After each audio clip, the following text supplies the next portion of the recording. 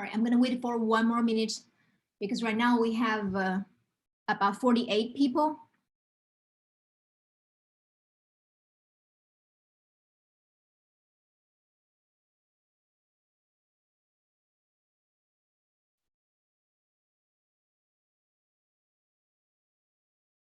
Okay, so I'll start.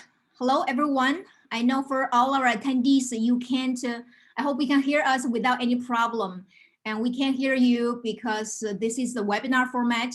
If you have any questions throughout our event, please remember to post your questions at the Q&A at the end of the screen.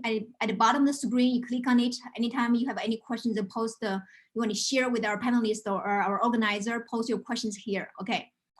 And first, let me welcome everyone to Global Asian Studies event. This is our first webinar this year, and we are hosting this event in honor of the Asian Pacific American Heritage Month.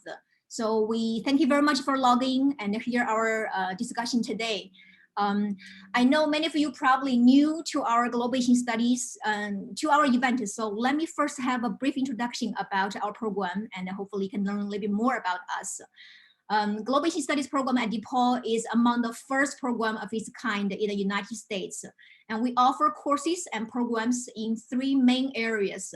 The first one is Asian Studies. So we cover countries including China, Japan, and South Korea, India, and South Asian region, the entire region. Okay, and the second area is diaspora study of Asian people around the world. And the third area is Asian American studies. Our faculty teach more than 100 courses in the arts, humanities, and social sciences. We also regularly offer a number of study abroad trips in summer, winter, and then spring breaks to Asia, including China, Japan, India, Taiwan, Sri Lanka, etc. And we also organize various cultural and academic events throughout the year that are open, and we're trying to engage our own students, faculty, staff within DePaul community, as well as friends, partners outside DePaul, such as events like today. So we organize this annual Asian Pacific American Heritage Month panel discussion every year. And currently our program offers a minor to undergraduate students at DePaul, and which requires only 6 courses. If you're interested in our program, please feel free to contact us for more information to join our program or our future events. Our contact information, you can find us very easily in my background, or if you log into our register for today's event, you should know how to contact us. All right. I also want to mention that this event is being hosted with the co-sponsorship from 2 internal units at DePaul University. The first one is the Office of Institutional Diversity and Equity. The second one is the Office of Academic Affairs, our interim Vice Provost of Diversity and Inclusion. We're very grateful for their sponsorship. Okay, and so without further ado, let me first welcome the Vice President of DePaul's Office of Institutional Diversity and Equity to give us welcoming remarks. Please. Oh, please hang on. I just unmuted you. Okay. Hello, everyone. It's an honor to give welcoming remarks for our panel presentation today, Facing the New Wave of Anti-Asian Racism in the U.S. This event is in celebration of the Asian Pacific American Heritage Month. On May 12th, the Human Rights Watch called for a national action plan to counter intolerance. They reported that on May 8th, 2020, the United Nations Secretary General Antonio Guterres said that the pandemic continues to unleash a tsunami of hate, scapegoating, and scaremongering, and urged governments to act now to strengthen the immunity of our societies against the virus of hate. Fearmongers and even government leaders have latched onto COVID-19 crisis to advance anti-immigrant and xenophobic rhetoric that demonize immigrants and the Asian Pacific Islander community. In the last 4 months alone, Asians and people of Asian descent have been targets of derogatory language in the media, in the news, in political speeches, as well as on social media platforms. Since January 2020, there has been a significant number of reports of Asian American, and Pacific Islander individuals being threatened and harassed on the street, in the communities they live, while shopping, working, and going about living their everyday lives. These threatening events include being told, go back to China, being blamed for the virus, being confronted with racial slurs, spat on, and even being physically assaulted. The COVID-19 pandemic has not only released a virus, but a torrent of hate. The racist behavior must stop, scapegoating must stop, harassment must stop, and hate must stop. As a civilized society, we are a nation of laws and human rights. These laws and rights apply equally to everyone, not just a select few. We'd like to thank Global Asian Studies Program, the organizing committee and its leaders, and Lee Jin for bringing this critical topic to DePaul University. We also would like to thank our panelists who are here today to share their wisdom and thoughts and how we can remedy this situation. I would also like to thank you, all of you who are participating on this webinar, to learn more about what we all can do to combat this new wave of US racism. These times call for solidarity. An attack on one of us is an attack on us all. I quote our university president, who wrote a statement in support of the AAPI community. Calling on our Vincentian values, Dr. Esteban stated that, and I quote, "At DePaul, we call this deadly disease by its name, and we implore the DePaul community to do the same. We ask that we stand together in denouncing acts of racism, as it has no place in our campus or in our society. DePaul values our diverse community. Here we care, and here we take care of one another, and we will do so during and after this pandemic." I thank you for inviting me to make remarks, and I thank you for attending the webinar today. Thank you, Dr. Ortiz, for your support and these thoughtful remarks. All right, now we're going to introduce our moderator for the event. She will introduce more information about our panelists and then continue our discussion. So today, our moderator is Dr. Annie So. Dr. Annie So is assistant professor in the Department of Psychology at DePaul University, and her community engaged research program focused on promoting health and mental health equity, particularly for Asian American immigrants and refugees.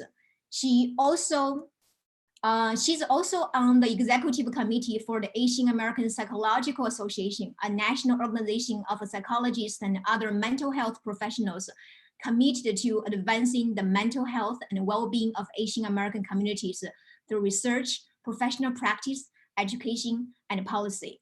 All right, now I'm going to give the floor to our moderator. We're going to start today's discussion. Thank you, Professor Jin. Before we begin, I'd like to say a very happy birthday to Dr. Laura Kina, who is attending our webinar today. We found out that it's your birthday. Happy birthday. I'm honored to serve as the moderator for this discussion. This topic is so critical to the Asian American communities to which I belong and with whom I partner and serve. I'd like to first give a framework for our discussion. So I'll start by introducing our four panelists in a few minutes. And we'll start our discussion among the panelists with some questions that I've prepared ahead of time. Audience members, you're all encouraged to submit questions through the Q&A function of Zoom, as Professor Jin mentioned. And Professor Jin and the Global Asian Studies Program Assistant will help me sort through some of your questions, and I will pose them on behalf to our panelists. If there are specific questions that you want to ask a particular panelist, please indicate that in your question. So we'll begin now. As Dr. Ortiz mentioned, with the emergence of the COVID-19 pandemic in the US and worldwide, individuals and communities of Asian descent have increasingly become targets of discrimination and violence driven by xenophobia and racism. In the past 6 weeks, the Asian Pacific Policy and Planning Council, which has been tracking these hate incidents through their reporting portal Stop AAPI Hate, which is available in English as well as multiple Asian languages, they have received over 1,700 reports of hate, ranging from verbal harassment to physical assault to being barred from businesses or transportation. And these reports are coming from 45 different states as well as Washington, D.C. There have also been reports of online bullying against individuals of Asian descent that have increased 900% since the pandemic started. Viral videos have circulated of individuals of Asian descent being violently attacked. And those of us who work with and study Asian Americans were able to draw a through line from this new wave of anti-Asian racism back through a long history of discrimination in the US, from the Yellow Peril xenophobic ideology that justified the Chinese Exclusion Act of 1882, to the internment of Japanese Americans during World War II, to attacks against Sikhs and other South Asian Americans following 9/11. The rhetoric used by our elected officials calling COVID-19 the Chinese virus has fueled these current anti-Asian sentiments. All of this despite the fact that coronavirus does not discriminate, and it affects all of us regardless of our race, ethnicity, legal status, and national origin. As we reflect on this new wave of anti-Asian racism in the US, our hope is to check in with community leaders who represent and serve different Asian American communities here in Chicago, to hear their perspectives on this issue, and also to discuss how Asian Americans and other allies can confront anti-Asian racism. We also want to encourage folks to frame this issue within larger systems of oppression that have been harming communities of color and Indigenous communities throughout American history. And as we speak today about anti-Asian racism, we also want to draw attention to how COVID-19 is disproportionately impacting Black, Latinx, Indigenous, and Pacific Islander communities in terms of who is being infected and dying from COVID-19. So with this introduction, I'd like to share with you all a little bit about our 4 panelists. Here with us today are 4 community leaders in Chicago who work with different Asian and Asian American communities. We have In-Hae Choi, who is the executive director of the Hana Center. The Hana Center is Chicago's leading community organizing and social services organization dedicated to empowering Korean American and multi-ethnic immigrant communities in advancing human rights. In-Hae is a community leader and civic leader with more than 30 years of experience. She's dedicated her life's work towards building strong communities and coalitions across boundaries of race, gender, income level, sexual orientation, gender identity, ability, and immigration status. We also have Jamil Khoury, who is the founding artistic director and co-executive director of Silk Road Rising. It's an art making and art service organization that shapes conversations about Asian, Middle Eastern, and Muslim Americans. Khoury and his husband, Malik Gilani, created the company as a response to the attacks of September 11th, 2001. They set out to use storytelling to counter the racist and xenophobic sentiments that gripped the country immediately after 9/11, and that continue to this day. A theater producer, playwright, essayist, and filmmaker, Khoury's work focuses on Middle Eastern themes and questions of diaspora. He's particularly interested in the intersections of culture, national identity, religion, and belonging. We also have Bob Kumaki. Bob is the managing principal of the Ronin Group, a brand strategy consulting firm. Bob is recognized as one of the nation's foremost authorities on Asian American marketing. He's the author of Many Cultures, One Market, a guide to understanding the Asian American consumer, which has been adopted by universities and the private sector as the definitive work on the subject.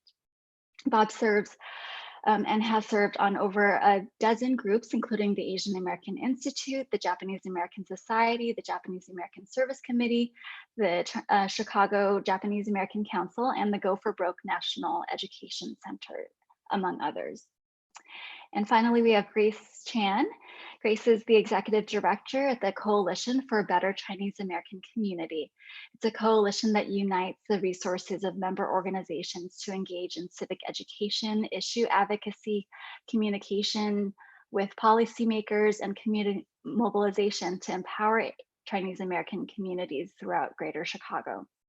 She's lived in Chicago for over 30 years and has held senior level positions in many diverse organizations, including the University of Chicago, Illinois Department of Employment Security, LaSalle Bank, Chinese American Service League, SOS Children's Villages, Common Cause Chicago, or Illinois and Indo-American Center. In these roles, she's created numerous programs that focus on bringing communities together and amplifying the voices and influence of marginalized communities. She was one of the founders of the Chinatown Pro Bono Legal Clinic and also led a highly successful census outreach program in Chinatown for Census 2010. So we have a very illustrious panel. I'm losing my voice just introducing all of them, and I had to cut down on some of my accolades for them. So we'll get started. COVID-19 has led to unprecedented upheaval to all of our personal and professional lives, and also the lives of community members. I'd like to first check in, how are you all doing? How are your families doing? And how are you personally managing sheltering in place? And we can maybe start with Jamil. Absolutely, thank you. And thank you for including me in today's conversation. It is an honor to be sharing this platform with all of you. Well, I think like everyone, we're learning, and we're learning as we go along and figuring out. I'm actually at the Silk Road office today, and I've been sort of coming and going and working from home and periodically dropping by here. You know, it's about being vigilant and mindful and you know, sort of following news cycles, or at least to the extent that we can tolerate. I do want to say that we lost a close friend last week to this virus. His name was Riyad Ismat. He came to this country in 2012 from Syria. A playwright, a screenwriter, an essayist, an author of numerous books in Arabic. And so now it's hit us in a very personal way, and we're close to Riyad and his family. And he is the first person that I know, you know, personally, who has, you know, been lost to this virus. I'm so sorry for your loss. Robert, Bob, do you want to go next and check in with all of us? How are you doing right now?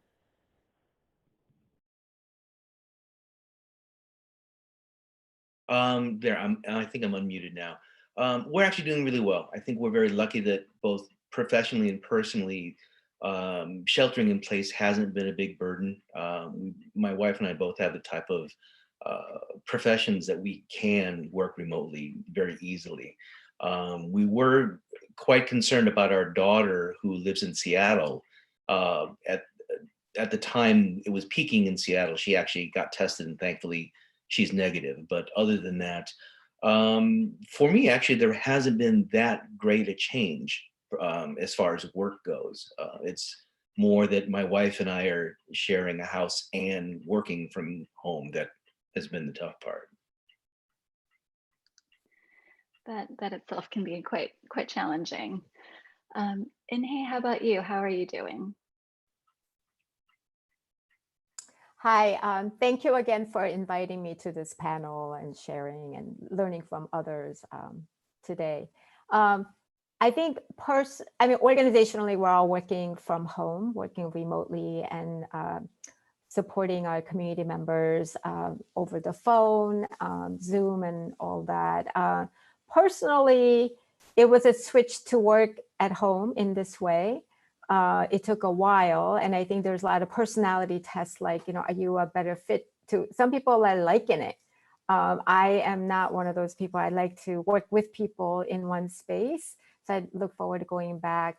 But I think that the one nice thing about is that, like, we have a daughter who is living in New York, who fled to come back to Chicago, after this huge pandemic broke out in New York City. So with her and our son, who's also home from school, turning into online. So having family meals have been very nice. So there's some upsides to this. Thank you. Grace, how about you?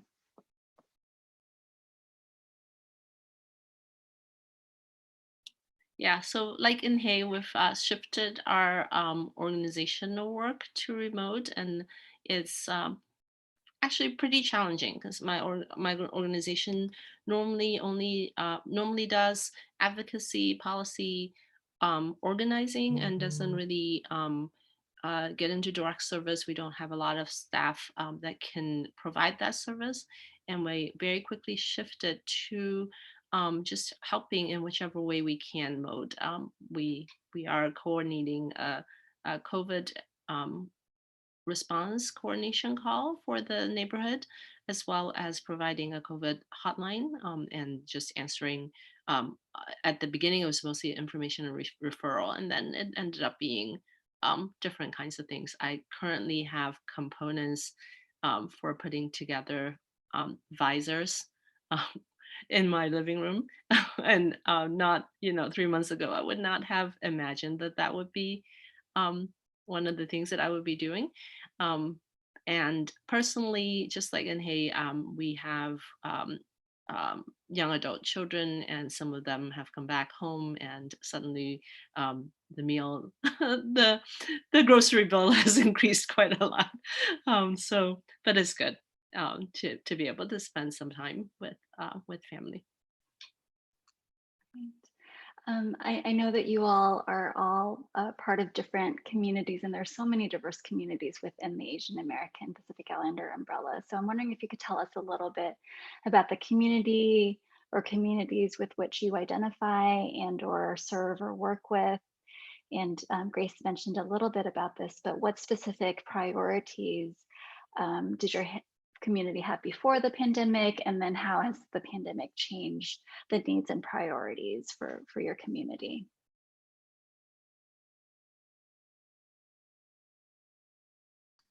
Sorry, I was almost interrupted by my 7-year-olds.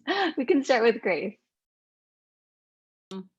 So CBCAC, the Coalition for a Better Chinese American Community, works primarily in Chicago's Chinatown and the greater Chinatown area. So Chinatown, Bridgeport, McKinley Park, parts of Brighton Park, parts of Pilsen, parts of Douglas, and parts of the South Loop. And one of the most striking thing is that the Chinatown community and other Asian American communities were already pretty deeply impacted by COVID-19 before it started impacting the rest of the city and the rest of the state, and that some folks were shunning the businesses, the restaurants in particular, even as early as January and February.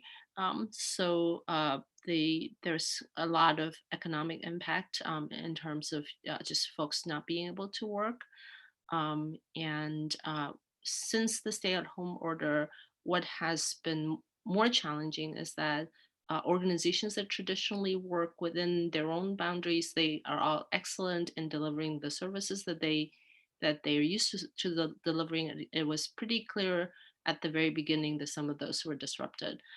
Like if you offer senior meals on site and you cannot have people congregate, and you cannot provide ethnically appropriate meals through the city's service, what do you do? So there are various different things that have popped up, both kind of stress points where some other organizations have come up to take up what's needed, as well as cross neighborhood cooperation. We've had several projects where Chinatown and Pilsen worked together, one to provide food pickup, and then last week we had a census caravan event that included 55 vehicles. Now, I have to joke about it. Chinatown contributed about a quarter of those vehicles, and Pilsen contributed the other 3/4, but it was a nice demonstration of solidarity across traditional boundaries. That's great to hear. How about Inhe? How about you?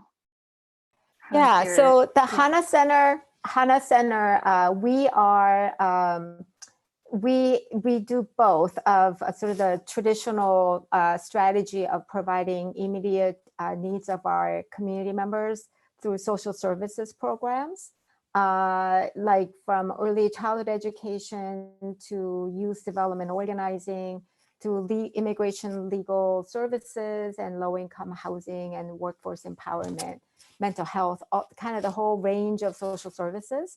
But we also do community organizing, where we build a base of impacted community members to organize to win policies that support immigrants and other vulnerable community members at local, state, and federal levels, with a particular interest in really uplifting the needs and support for policy support, systemic support for undocumented immigrants. And our latest focus really has been about protecting DACA. And so that's what we have been doing. And we work with, we have two offices, one in the Albany Park neighborhood of Chicago, which is Northwest neighborhood in the Northwest side of Chicago, where Koreans first settled and have now since moved out more to the Northwest suburban areas. So we also have an office in Prospect Heights near like Wheeling, and you know, it's expanding out more even to Lake County. So we're trying to keep up with that development. I mean, and since COVID, as you know, as Grace and everyone who understands what's happening at the community-based organization, we've all changed our work to work remotely. And so we don't do like food service type of thing, but you know, our services are something we could do over the phone, even like early childhood education, where we develop curriculum on YouTube, and you know, they're doing YouTube e-learning as well. But the changes for us really has been, you know, immediately after shelter in, unemployment, reporting of unemployment just shot up. And that's an area that was not something that was part of Hana Center's work.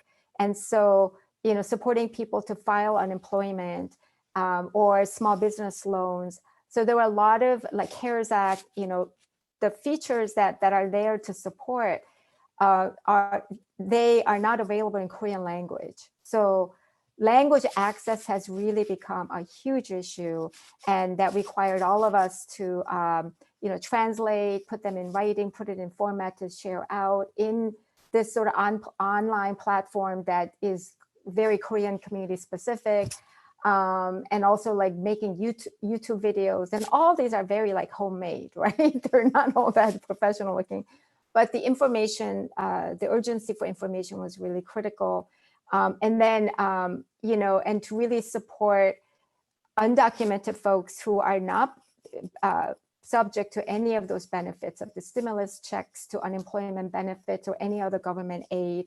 So we were busy really raising money to then provide relief fund for undocumented folks. So far we provided 65 families $500 cash assistance so that they can also be able to at least buy like 2 weeks of groceries that they were struggling to even have. And where we just raised additional money to be able to provide to another 60 families of $500. And so those are the things that we've been dealing with. And then I know we're going to talk about more, but also getting reports on anti-Asian racism and trying to support or trying to understand what's happening. Some of that kind of work is what we have been working. That's how things have changed since COVID. Wow, it sounds like quite overwhelming, and that you've been very resourceful and creative in response. Bob, how about you? How are your communities dealing, and what communities do you work with? There we go. I mainly deal with the Japanese American community, and it's a little bit different than either the Korean or Chinese American communities in that the majority of people are not immigrants. Most in the Chicago area anyway have been here for at least a couple of generations. So the needs and focus are considerably different.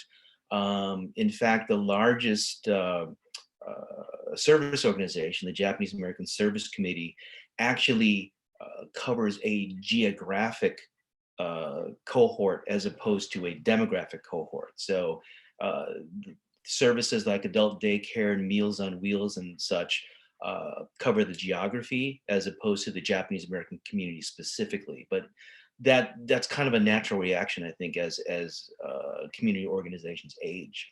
I think if there's any one specific event or issue or topic that Japanese Americans as a whole have been looking at locally and nationally, has been the issue of closing the immigrant and asylum seeker detention camps. While it's not a direct Japanese American, I don't want to say problem, it is exceptionally close to Japanese American history in terms of how the government is treating people wanting to get into the country or already in the country. So I think that was really the one kind of thing that people were most concerned with, as opposed to other kinds of local specific issues. I think where the Japanese American community got woke, if you will, on the whole COVID-19 issue, is we finally realized this is a real Vincent Chin kind of moment. And if we don't understand that Asian Americans as a whole really need to start working together, it's just going to keep getting worse. I wonder, for folks who have not ever been exposed to Asian American history, if you could just give a 1-minute rundown on Vincent Chin, if you don't mind. There we go. Sure. Vincent Chin is a Chinese American who was murdered in Detroit by two disgruntled out-of-work Detroit auto workers. I think their names were Michael Nitz and Ronald Evans. Great memory. The whole Great memory. well, I was around then, so I think I'm the old one on this panel. The issue was because they were out of work in the auto industry, they blamed Vincent Chin, thinking he was Japanese, for the Japanese helping put Detroit out of the auto business. A, which was not true. B, he was not Japanese. C, it was a clearly racist moment anyway.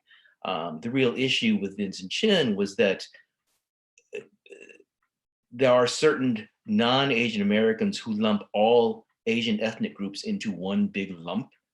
And second, and perhaps the most egregious, is that Evans and Nitz never served any jail time at all for murdering Vincent Chin. Yeah, and we're seeing it now, as you mentioned.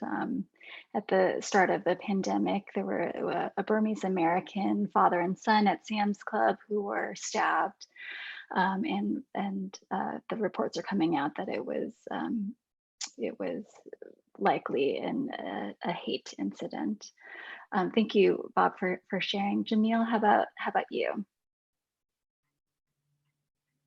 So Silk Road Rising, we take a very sort of pan Silk Road approach to defining communities. If we look at the historic Silk Road, which is obviously both a metaphor and a geographic guide for our work, we stretch from China to Syria, Japan to Italy when we include the sea routes. So the company was co-founded by me and my husband, Malik Galani, who is of Pakistani origin. My father was from Syria.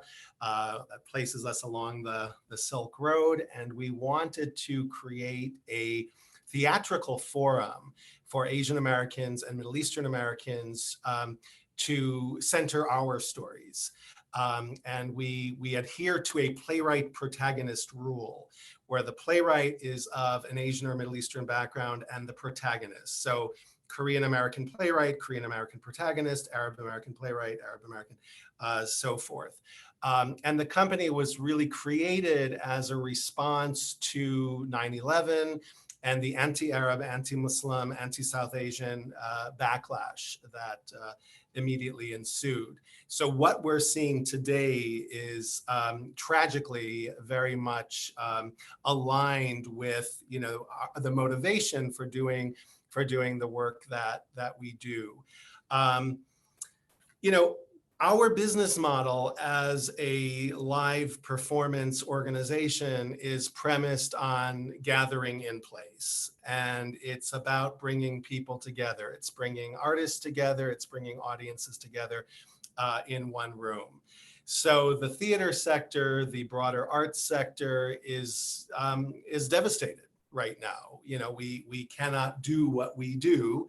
And then our arts education programs in Chicago public schools, in senior centers, in community centers, are all on hold. So there's a few where we're able to deliver them through mediums such as Zoom.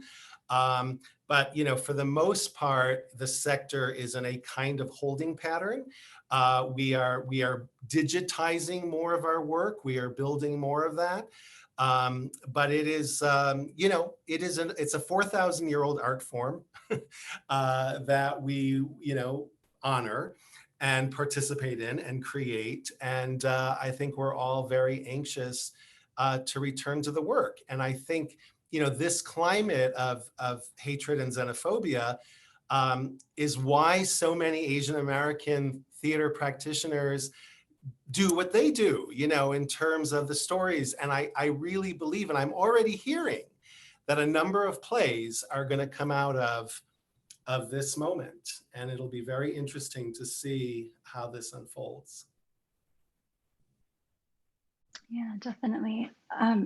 So I'm wondering if you could share a little bit, Jamil, about how the communities with whom you identify have been impacted by racism, xenophobia, other forms of discrimination. Well, first of all, I just want to make a point that it just so happened, and this was a convergence of any number of factors, that there were a number of plays by Asian American playwrights slated for production this spring, and they're all canceled. And it was one of these things where there was all this sort of celebration and excitement in the community. Wow, can you believe at this theater and this theater, and you know, all these different cities. And of course, we had to cancel our spring show. So that is just, you know, a setback. You know, on a level that we won't be able to calculate for some time. We won't be able to fully understand. Yeah, we are hearing stories. We are part of a campaign called Racism is a Virus, which was created by Theater Communications Group and CATA, the Consortium of Asian American Theaters and Artists, which is documenting incidents of the very attacks, people being spat on, people being coughed on, called names, you know, getting nasty emails, Zoom bombs, you know, this type of thing. And it is entirely racialized, and it is entirely premised on the otherizing, the foreignizing, the outsiderizing of you know, people mostly of East Asian and Southeast Asian backgrounds. And it's such a clarion call for all of us that there's so much more work to do. Yeah, and Bob, you mentioned that this kind of calls upon this stereotype, or you know, this belief that all Asians look the same, are the same. I wonder if you have any other thoughts about that, or Grace or Inhe, how your communities, or what you're hearing about anti-Asian racism right now. Well, I think for me, it's more striking on the national level, even on the local level. You know, when we have, you know, former Governor Gary Locke, you know, being identified as Chinese, not Chinese American. You know, when we have, you know, people like Andrew Yang saying we need to be more American. I don't even know what that means, quite frankly. You know, we have, I don't want to get too political, but we have an administration who cannot say China. You know, they say China.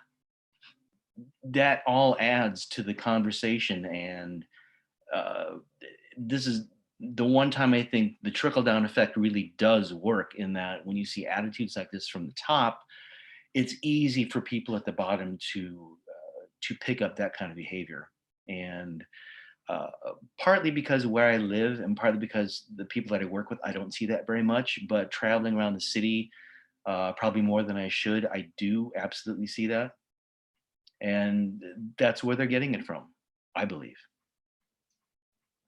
So, you know, this is at the national level too, I mean, anti-Asian racism isn't something that the Korean community, and certainly not in the Korean community newspapers, talk about. But with, oh my God, I forgot his name suddenly, John, Harold and Kumar actor, Star Trek actor, John Kim, right? Gotcha. John Cho wrote an op-ed in the LA Times about anti-Asian violence, racism since COVID, and that's made to the Korean paper. So that's kind of a national influence. But locally, I want to say before the shelter in, when all these things started to develop in like January, February, when folks are still riding the CTA to get to Hana Center, there were reports of incidences where people being yelled at, and it's very similar to what I know everybody already talks about, like, screaming about, go back to China, to where's your mask. My own family members had incidences of like being at the grocery store and being hit with a cart saying, get away from me, that kind of yelling at. But then like after the shelter in, we didn't hear a whole lot because we didn't, not too many people were mobile, in mobility. But just in the last 2-3 weeks, we're now hearing violent stories. So like 2 weeks ago or 3 weeks ago, a woman at H Mart downtown got thrown, a rock got thrown at her, and the person yelled, "You Chinese virus," and just threw a rock at her and hit her. And then about 2 weeks ago, or maybe a week and a half ago, we heard from a suburb who was a delivery man who brought a package, and he was trying to get out of the car, and I guess the white person who's receiving the package, seeing that this was an East Asian person, yelled and said, stay in the car. But this man got out. So then he got punched in his chest and got threatened with a dog, and telling him to go back sitting down. He didn't really specifically say these things, but I think that, it really shows the fear of their health, health concerns, but really, manifesting in really like yelling back at East Asians for their fear. But it's getting more violent from our community experience so far. Yeah. We have heard about some of the anti-Asian, rhetoric being yelled at or being stared at, or what I talked about early on, and even in January and February, the restaurants in Chinatown were not seeing the level of business that they had before, and so there were various different efforts to encourage people to eat at restaurants, to bring up the businesses in January and February, and I have heard that in Naperville, there was an incident where a Chinese man was jogging and two white women threw things at him. This morning, I just heard from um, one of our youth that they heard about a man who was attacked violently, not in Chicago, but in Michigan. But there are all these incidents all over the country that we've heard about. But one of the things that I wanted to point out is that this whole discrimination and anti-Asian sentiment didn't start with COVID. That there's this perception that Asian Americans are perennial foreigners. The fact that there are lots of us that are immigrants. I myself am an immigrant and I wasn't born in the U.S. But even folks that have been here for generations, families that have been here for generations, there's always the perception that we don't belong, that we're uh, foreigners or visitors, and the rhetoric goes all the way back to the early days with the Chinese railroad workers and Chinese gold mine workers, that people thought that they carried diseases too, and they ate unclean food. The whole rhetoric with yellow peril and the sick man of China, all of these are just, I think COVID did not start these sentiments, it just uncovered it because people are so worried and desperate and anxious about everything. And so the feelings just come out.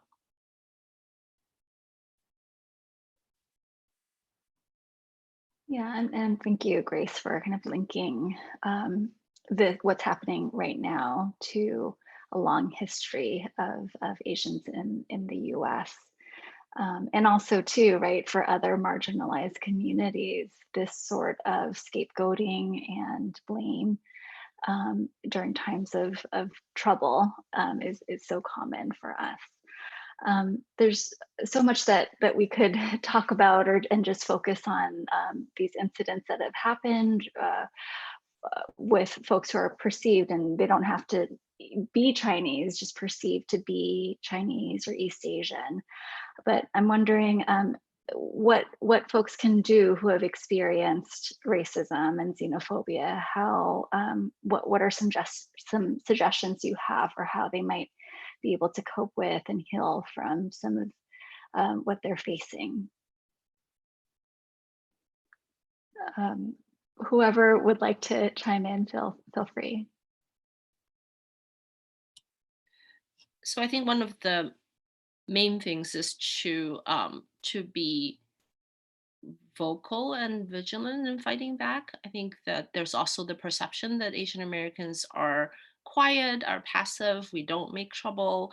So a lot of times folks may be slighted or may be yelled at, and they, as long as they're not physically harmed, they didn't think that they should report it or call it out.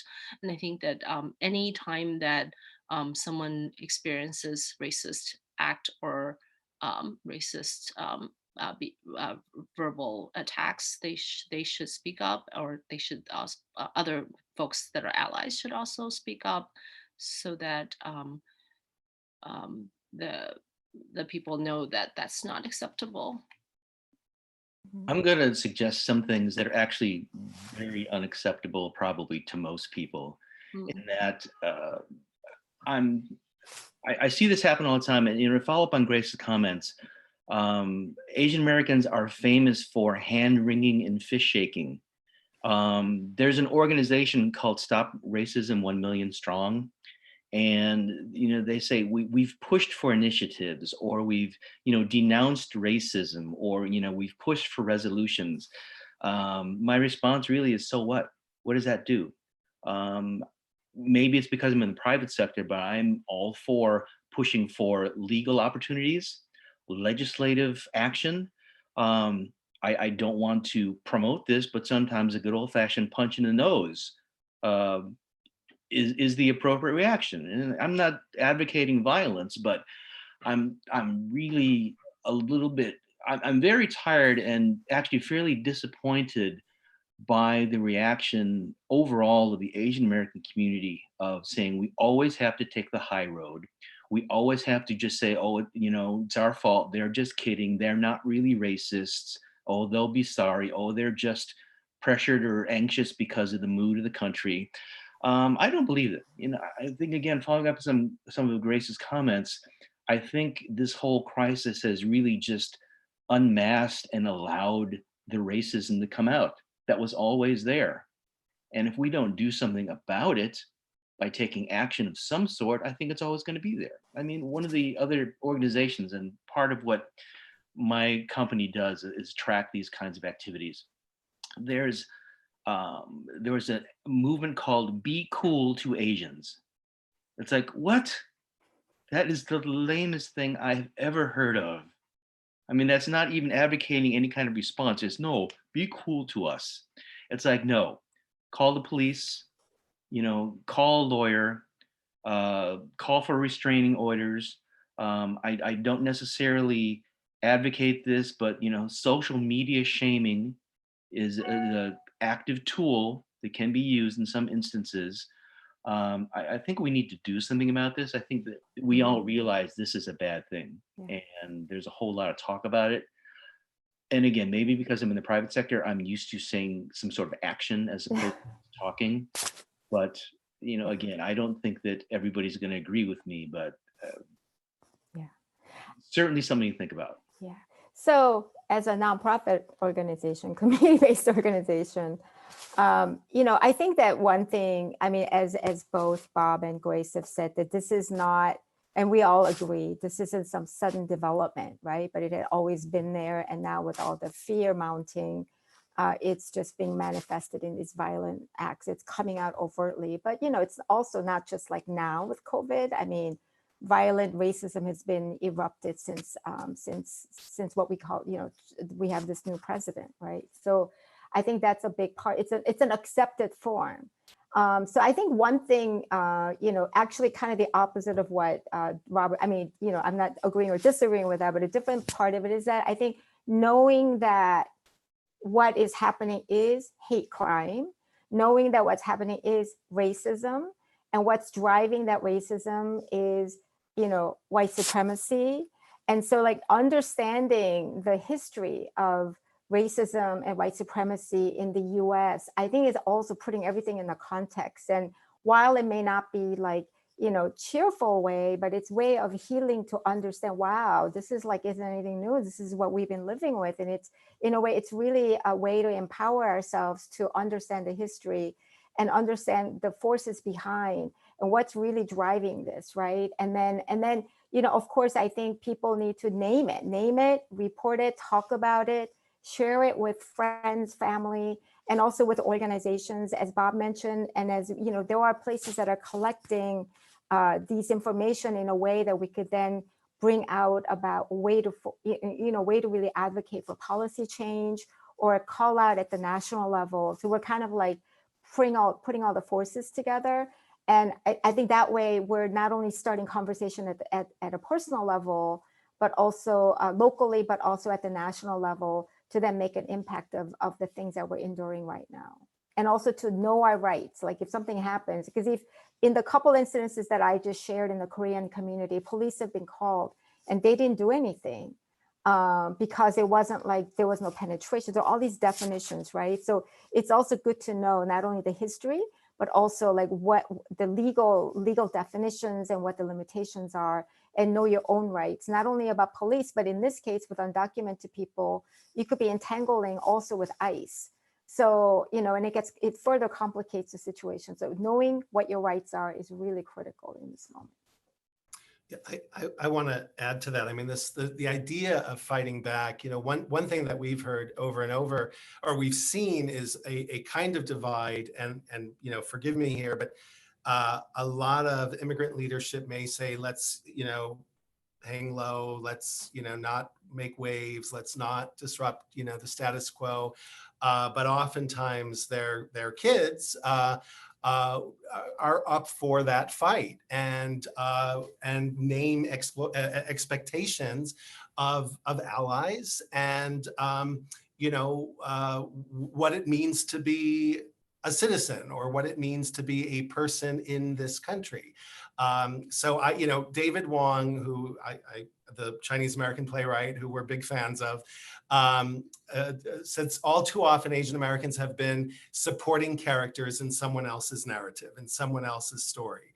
And I think that centering of voice, and I'm not saying everyone needs to go produce plays, but that sort of centering becomes really critical in terms of change. I mean, we've done a lot of work with the Muslim communities, Muslim American communities, around resistance to the building of mosques and Muslim schools and so forth. And when there isn't that willingness to frankly fight, when there isn't that willingness to push back and to push back with facts and to push back with rights, people get mowed over. And these proposals get voted down, and this kind of thing. So I do want to say that there's something about a more aggressive stance.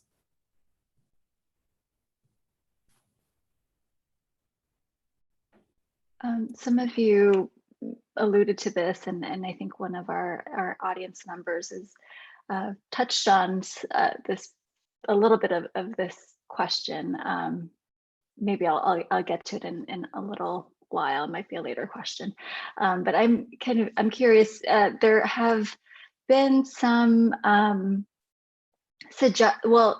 some of these incidents of violence against Asian Americans have been perpetrated by other folks of color, and I've heard in my circles sort of this divide, mostly of immigrants saying, you need to call the police, you need to press charges, and then from the other point is, thinking about this within a broader system of white supremacy and of marginalization of lots of different indigenous and communities of color. We want to be careful not to perpetuate these systems that are oppressing lots of different communities of color. So I think that there are lots of different opinions about this, but I'm curious about yours. How can we use, what can we do with these sorts of incidents? And this is something that we don't necessarily like to talk about, is the kind of intra-ethnic dynamics across communities of color. But what are your thoughts about working with other folks, other communities of color? Your thoughts about how Asian Americans who have been victims of violence perpetrated by a non-white person, what do you think is most productive? What are your thoughts about solidarity and collaboration?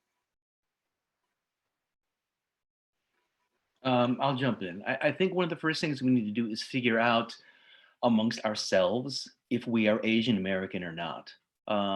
Asian America is is one of my major areas of research. But are we going to be able to coalesce as a group calling ourselves Asian Americans versus Korean Americans or Japanese Americans or Chinese Americans or Indian Americans or whatever? And that's really the first step. I mean, I was saddened but not surprised to see people selling T-shirts that says I am not Chinese. And obviously those were geared toward other Asian Americans, because certainly, an African American, well, obviously you're not Chinese. But the fact that this still goes on, and I think that has to do with, in many cases, the differences in what we call generational imprints, the difference in social status and immigration status based on how people are either big A Asian, little a American versus little a Asian, big A American. But until we get through that, this is going to be a tough sell. I mean, there are clearly parallels with other communities of color, like African Americans. I mean, you could easily say, this guy got shot because he was, walking while black. The same thing can be said, for Asian Americans. But are we going to internally support that notion or not? That's a big question.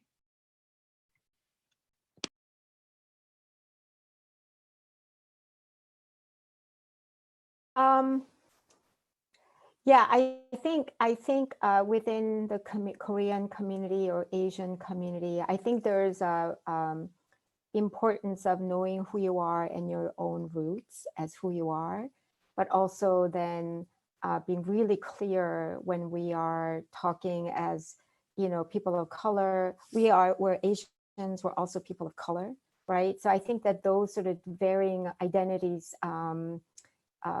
especially when we're out, externally facing, I think those are really, really important. And I think it's, again, to me, to the Hana Center, we really lead with understanding our work as what we call immigrant justice. We used to be immigrant rights, but it was always just viewed as only immigration policy, which that in itself is racist, right? We're calling immigrant justice because we're immigrants, but we're of everything. We're mothers, students, young people, women, needing, healthcare, needing low-income housing, like so on and so forth. And so, I think that, we say that it really is about, there are three things that's really driving injustice that's creating need for our work. Is one is, racism, white supremacy.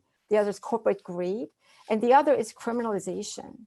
No matter what you look at, like so many things, even about immigration policy that we're fighting for, while it looks like it's not really criminalization, it is about deporting DACA, deporting undocumented people, what's happening at the border. It's so much about criminalizing and ICE agents going and raiding and, rounding people up. So I think it's about making connections of what is actually happening in our own community and connecting it to other communities of color, not only Black community, of course, when it's about criminalization, that's just the beginning, and Native Americans, you know, it's criminalization that drove so many of these policies. What happened to the Japanese Exclusion Acts? I mean, these are all very much criminal in nature. So I think that just really understanding, so it's not like somebody else's, but it's also our very own issue as well.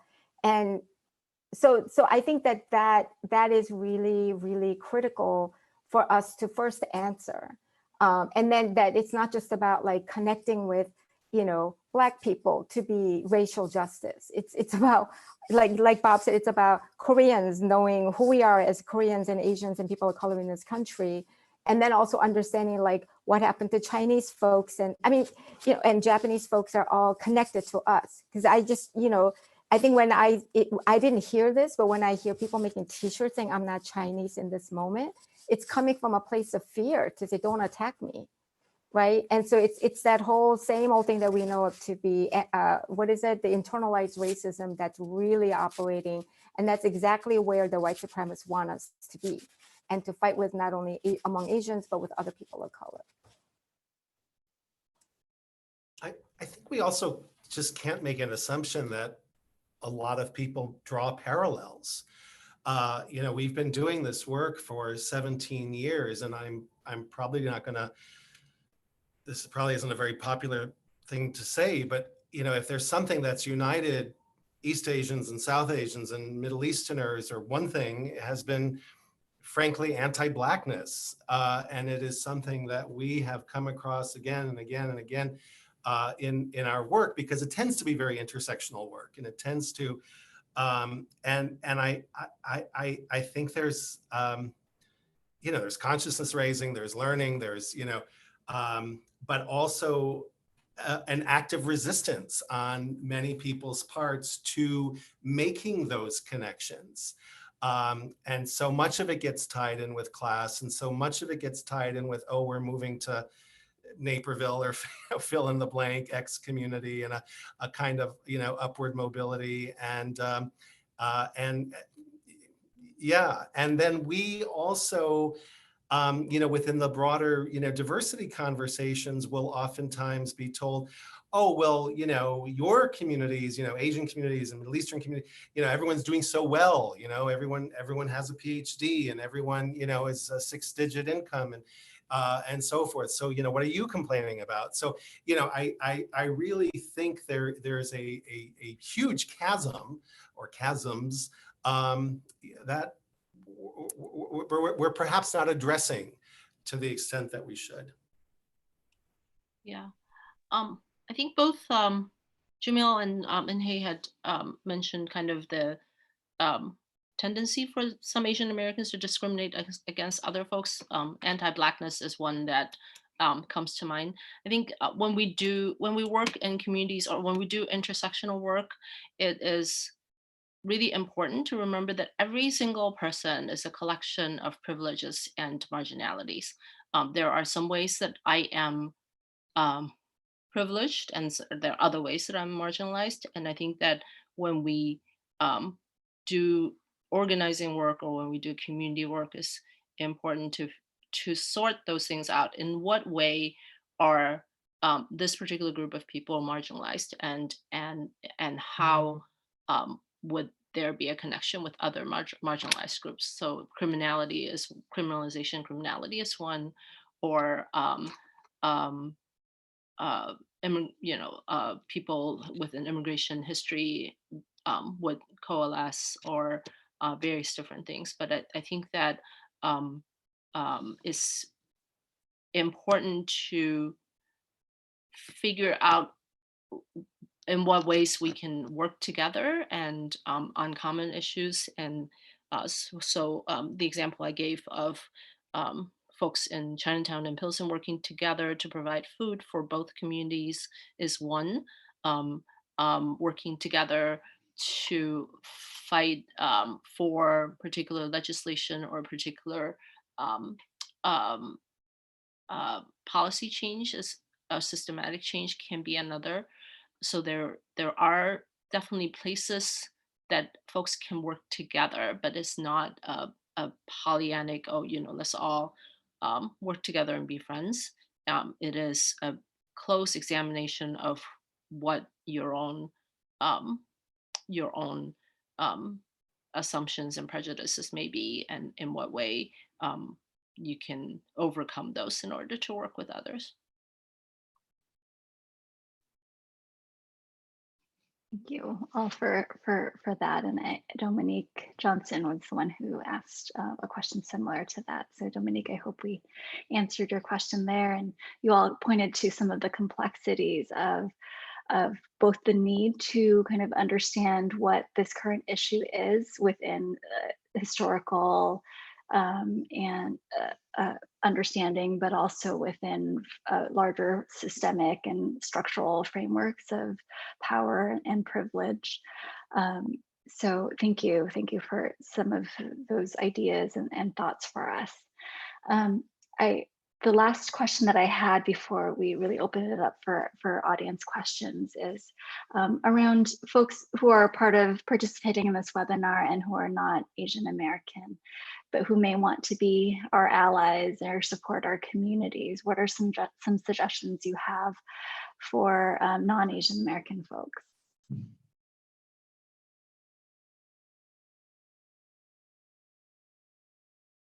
Bob, do you want to go first? I started out with something really, really basic. I tell people to make a friend. For years and years, I was on the board of directors of the Japan American Society, and our mission said things like building bridges and enhancing relationships. And I said, no, the mission is to make friends. Everything else is going to come after that. In the research work we do, I think the last figure I saw was something like only 17% of white Americans have a Black American as a friend. So if you don't know people, how are you going to understand their concerns and their issues and your commonalities, as Grace was talking about, and, specific needs, unless you get to know them? And, take somebody out to lunch, go get a cup of, well, when we can do that, grab a cup of coffee. It's nice to work on these global kind of issue levels. I think that the real change is going to come from having very specific kinds of relationships. And until we start building more of those, it's not going to progress. One of the organizations I work with, the Japanese American Service Committee, has a relationship with the Black Ensemble Theater, which is right across the street.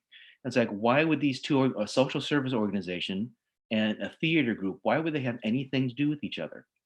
But in meeting people from both groups, we're in the same neighborhood. It's like, oh, we actually do have a lot in common. Would we have known that simply by looking at a website or, reading a mission statement? No, absolutely not. Do we know that now, having met and having personal relationships with people? Yeah, we do. It's the most difficult way to do it because you're starting out on such a granular level. You're starting out on one-on-one. But I really don't think there's another way to do it. I wish there was a way to work on much more of a mass scale, but I certainly haven't seen it yet. We're changed when we have those relationships. We're changed when we've made those connections. And, I often tell the story of our second production, which was a play called Tea, written by Valina Hasu Houston, who is a California-based, she's of mixed Japanese and African-American heritage playwright. And it's a piece about what were called Japanese war brides, women who married American servicemen. And there was a woman who identified herself after one of the performances to me as fifth generation German American. And she said, I came here not knowing what exactly to expect, but that play is my story and it's my sister's story. And she found so many connections. She thought it was going to be very distant from her life, and it became very immediate. And very true to herself. And I think that that's where, I not to be Pollyannish, someone had mentioned earlier, or to pie in the sky type of thing, but We see it regularly when someone says, oh, okay, we do share a lot. And I like that person, or I like that character, or I want to know this. Yeah.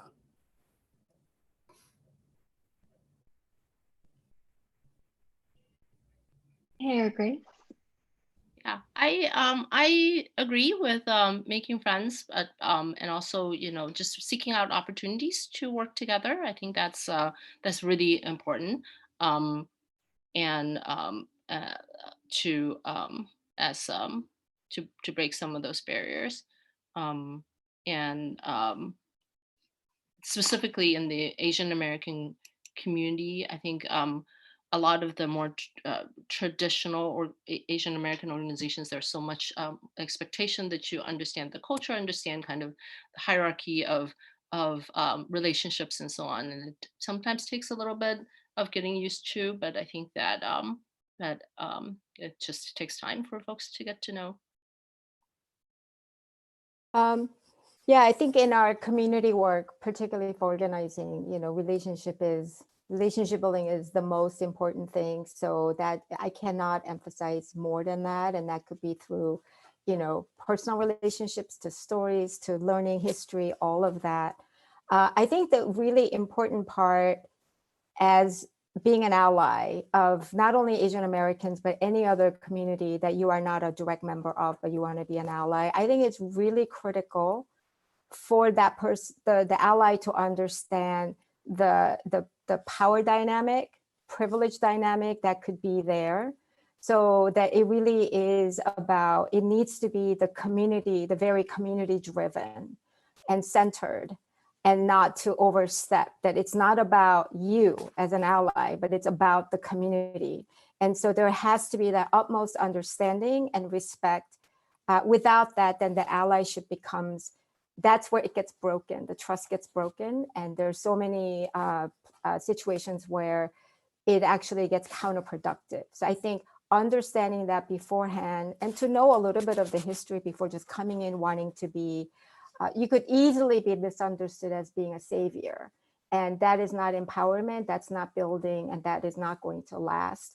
And also it's same for also being an ally is not necessarily having that direct contact, but also working within your own community, whether that's as a, you know, other like brown community, Black community, or white community. I think also being able to integrate what you know, if whatever is moving about looking at this newer form of anti-Asian racism that's moving you to be an ally, then bring that narrative, bring that understanding, bring that analysis into the current work that you're doing within your own community, and to push that in ways that we would do the same as we already talked about, you know, incorporating, challenging our own anti-Blackness.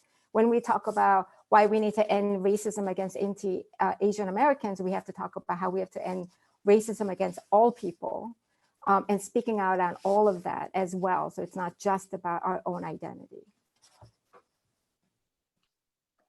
Really great thoughts there. I wanted to pose a question from the audience.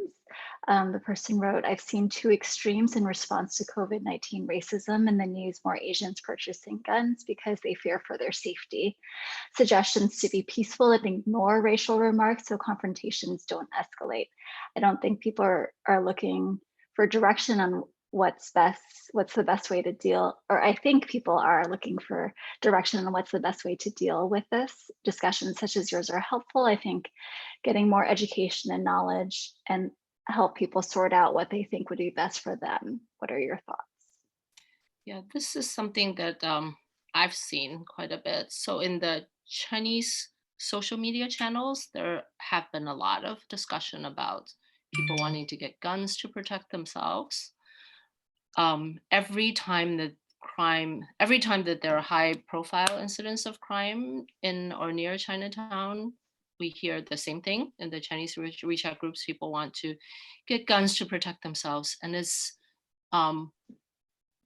really unhelpful, because those folks, you know, I think it just, you know, escalates the violence and also escalates the tension. So I think that it is really important to have these kinds of conversations and other opportunities to talk about why it is that people are anxious and why it is that they feel that that escalating the violence is the only way to solve problems. But yeah, it does happen quite a bit in the, particularly in the Chinese social media groups that I read. I think for me, what the danger of guns is not so much bolstering anybody's right to protect themselves. I mean, I think, you know, we saw in Los Angeles riots in the 90s, maybe that was justified, maybe not. I think the bigger issue now is that uh, there are people who can take assault rifles and go march on the steps of the Capitol in Michigan and no one turns an eye. I think with very specific groups, African Americans, for example, if they did something like that, there would be arrests, if not worse. I think the same thing will happen with us. I really do. I don't think that a show of force via firearms is going to do anybody in our community any good. I mean, being armed to protect your store is one thing. Being armed to show force is just going to get all of us in a very bad situation.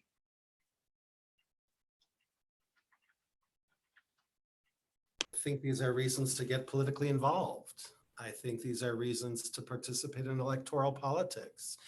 I mean, we're in a terrible situation in this country with the man at top, right? And this 3.5 years of an assault of all of this hateful rhetoric and vitriol and divisiveness and so forth, and it's tearing us apart internally, and you know, it's tearing about communities and so forth. So that's a place to direct energy. Yeah, I want to really emphasize about that, especially I'm assuming it being a college panel program, that those of you who are able to, vote, please register to vote and really get your vote out and get your friends and everybody you know to get out. And that's a way to fight back. I agree, the guns, it's only going to hurt us. And I think it is really critical to understand when these things are happening, that it really is a structural problem. It's a systemic problem. And it's not just about COVID, it's like nakedly, it's just coming out how broken our healthcare system is, how our, the leadership right now in the government is really doing a terrible job. So, a way to fight back, and the best power that you really have is your vote. If you have that, you got to really use that. And I think the young people in particular, there's a huge eye and there's so much power that you have right now to make a difference in November in getting leadership change and make systemic change. Thank you. Another question from the audience. Asian families are challenged by what is happening with COVID-19 and the hatred that we see and hear. How can we support, how can we help families with young children support the feelings of their children?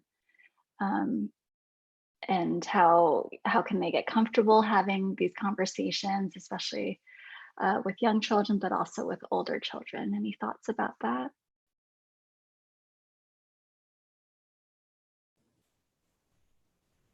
I mean, I was thinking, Jamil, I think this is where like stories of Asian Americans, we just had the documentary on PBS for a little bit older children to really see who we are for all that we are in this country. I think even some sad stories, I think it's important for them to know, right? And I think I'm sorry I don't have any specifics, but we actually have YouTube curriculum for very young children from age like 2 to 5 on talking about families, talking about who we are. I think just having a lot more conversations about, it's not just me and my immediate family that's us, but how big and broad and historical and powerful our community is. And I think just holding those conversations, I think would be very empowering and healing and preparing them, as we break out of this isolation. We have a residency in the community of West Ridge on the far north side of the city.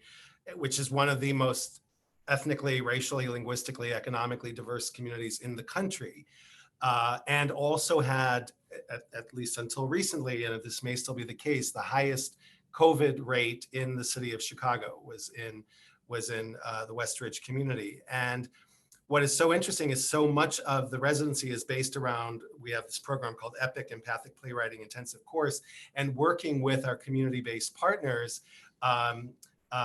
to get people to tell their stories and to share them with each other.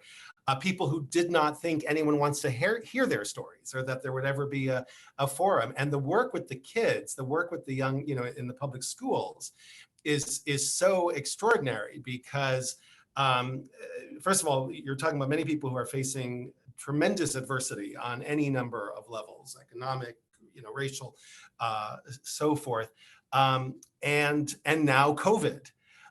So, my belief is that, the fact that people are sort of stepping up and they're looking at themselves in relationship to community, sort of broader geographic community, that we're going to see some very, positive outcomes in that respect. I mean, I just see a certain level of assertiveness, and once again, particularly the elementary school and high school kids that we work with, who are not going to allow themselves to be externally defined, or are not going to allow themselves to be somehow pigeonholed or siloed, and are really going to own what is truthful to them.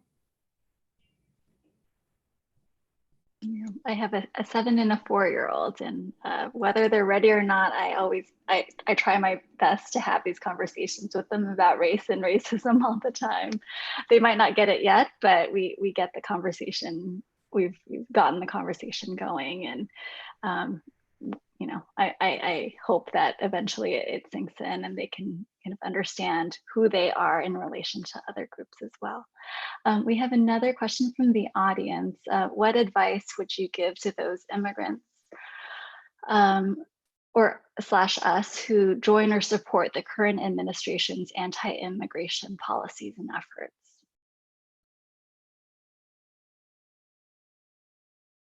Can you clarify that question a little bit? I can read it again. What advice would you give to those of immigrants / us who join or support the current administration's anti-immigration policies and efforts? So Don't. yeah, so there is a group, particularly among Chinese immigrants, Chinese Americans in the suburbs, that are pretty anti-immigration, basically, with this attitude that, oh, if I or my family have to wait in line, then, we shouldn't support any undocumented folks. We shouldn't support any immigration reform. Pretty much the same group also doesn't like affirmative action, doesn't like data disaggregation within the Asian American community, because they feel that by revealing that there are low-income Hmongs and or folks that are lower education attainment, it somehow or another takes away from the academic and economic achievements of their group. I think that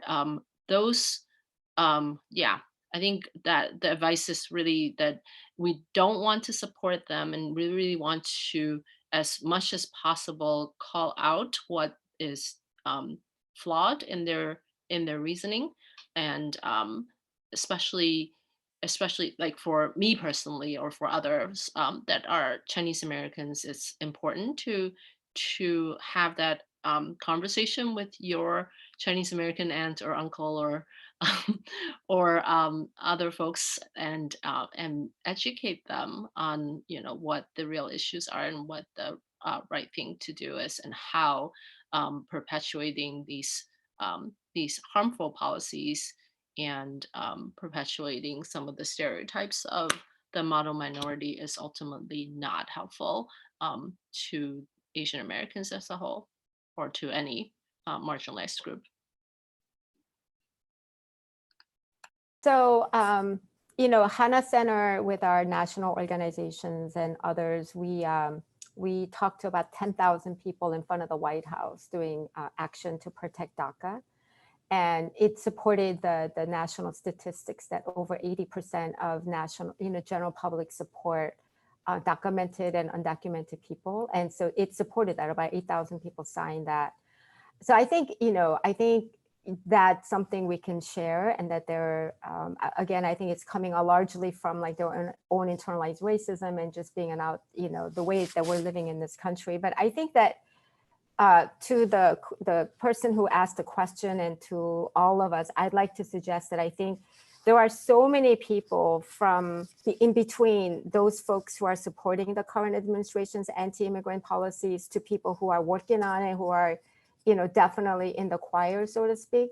There's so much more people who are in between that I think we should reach out to and talk to them, and to really try to, like, you know, answer their questions and try to, you know, motivate some inquiry and question and hopefully action to support, you know, not the current administration's anti-immigrant policies, but to support, you know, policies or doing actions on educating other legislators, or even on the campuses, or within your own you know, community or settings. I think that's what's going to be really important. And again, I think one of the things that everyday citizen, everyone can do now is to, again, emphasize everyone should make sure you vote.